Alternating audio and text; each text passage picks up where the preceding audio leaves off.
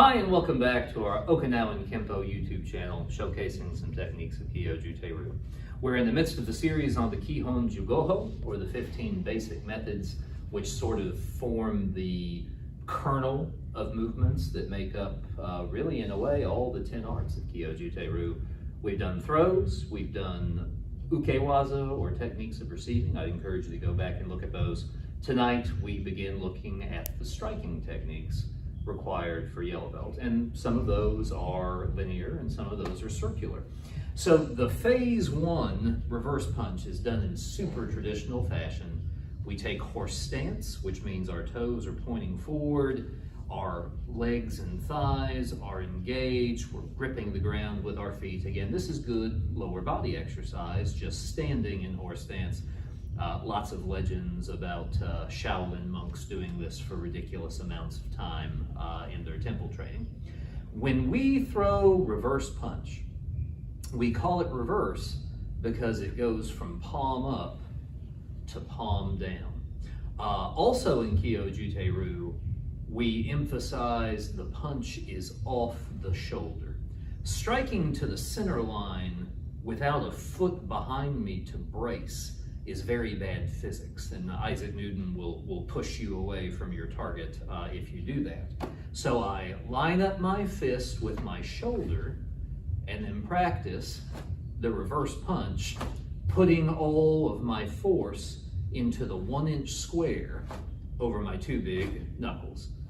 Now again, that's just the arm movement. We couple that with some foot and hip work to give the technique additional power. When we teach this movement to yellow belts, we are not yet teaching the formal stance transition. If I were doing the stance transition, I'd go from that horse stance or that square stance forward into a forward stance. Again, still punching off the shoulder, aligning it with my back leg, trying to put all my energy into my two big knuckles. When we're teaching it to beginners though, go back and that would just attach, thank you. We dodge and block in the horse stance. And again, just like I was standing in horse stance facing you, I'm now in the horse stance facing her. For the beginner, we teach this with what is called qing in Chinese or kei in Japanese. I'm not going to change my stance. I'm just going to let my hips and my waist move. Again. So I dodge and block, and then using that energy here in my hips, I throw that punch into her ribs, trying to compress her vital areas, compress her organs, okay?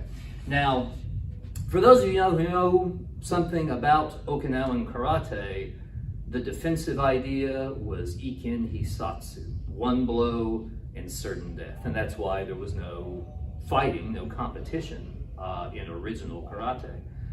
In the modern era, we say ikin hicho, or one blow and our victory is certain. And that's always what we hope for. That's what we train for, to block, and then with that one withering blow, the person does not want to continue. Again, Renzoku-kin, phase 3s are not required at this level. We're doing them to show some consistency and coherence. And really, in a fundamental way, Renzoku-kin are the answers to the what-ifers of the martial arts.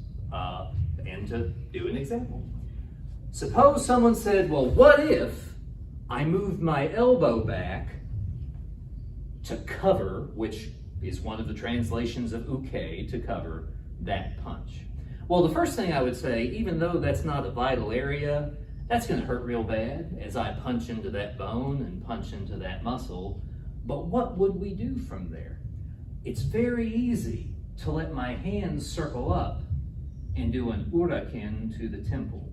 It's very easy to swing a ridge hand and strike the base of the neck, the back of the skull from that position. With a little shuffle, I can do a lead roundhouse kick right into the back of her head, and then I can do a one knuckle, a thumb strike into the throat. So let's do that one more time. Block, her arm moves back, and I hit, and go into the neck. Thank you. So again, a lot of theoretical considerations there. We have the base move, where I want good solid body mechanics. We have the phase 2, where we begin teaching our students, you want this to end the situation. But then for the cases where it doesn't, we learn to chain those movements to where we're able to continue striking and solve whatever challenges arise. We hope you will like and subscribe. Ring the bell to continue receiving notifications as new videos come out. And as always, the main thing we ask of you is to talk to us. Head to our website, let us know what you like and what you don't. Give us ideas for what to do next. Thanks.